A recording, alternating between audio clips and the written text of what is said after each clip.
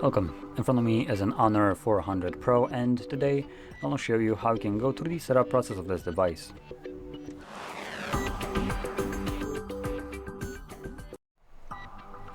So when you boot it up the first time, you'll be presented with a language selection page, and here just find the desired language from the list.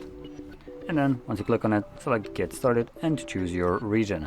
I recommend choosing any kind of region that is based in European Union, as this basically would mean that, for instance, any kind of European laws that are forced onto companies, these companies need to abide by, which would hopefully mean that, for instance, in terms of things like, as an example, Apple, which needs to now open up their App Store to third-party usage.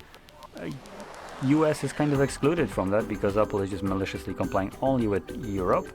But then, if you're in Europe, supposedly you should technically be falling under that category to now be able to sideload applications.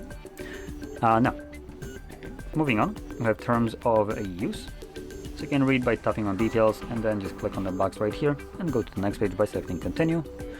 Now we can insert a SIM card. This step is optional, you don't need to do that. Now you can also add an eSIM if you want to, or click on continue if you don't want to insert any kind of card.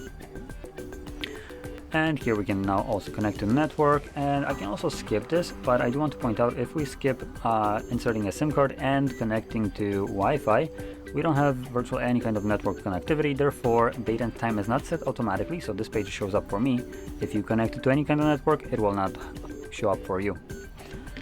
And we won't be able to sign into Google account, restore apps and data, and get software updates as long as we don't have any kind of network connection, but this can all be changed later on after the setup is finished by going into the settings. Next we have Google services like location, scanning, and sending user and diagnostic data. You can turn all of those off, but let's be honest, it's Google. It's not like they're any better than Huawei when it comes down to privacy and security. And you can turn those off, but if these actually did something, I would assume corporations wouldn't be in class action lawsuits left and right. So, take those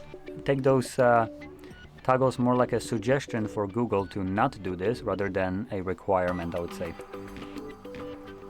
Moving on, we have data and privacy. Okay, I'm just gonna ignore this. It's basically an Honor phone. Anyway, next we have device protection. So here we can protect our device in several different ways: fingerprint, face recognition, and PIN pattern or password. Now the first two are biometrics, and biometrics aren't 100% reliable, so in the times where the phone has a CC feed and doesn't want to unlock your phone for no apparent reason, you will always need to have a screen lock, PIN pattern, password to be able to unlock your device in those specific scenarios.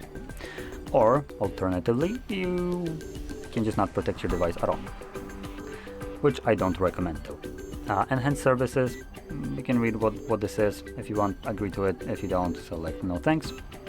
And same goes for the user experience improvement programs. Is just basically data gathering, so no. Keep your software up to date.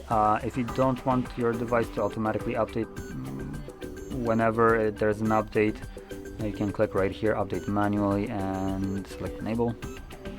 At least I think it's enable. Anyway, next we have system navigation. Completely up to you if you want to use gestures or buttons. I prefer gestures, which are selected by default, so I can now select finish, and this will take me to the home screen of the phone with the device obviously set up. So if you found this very helpful, don't forget to hit like, subscribe, and thanks for watching.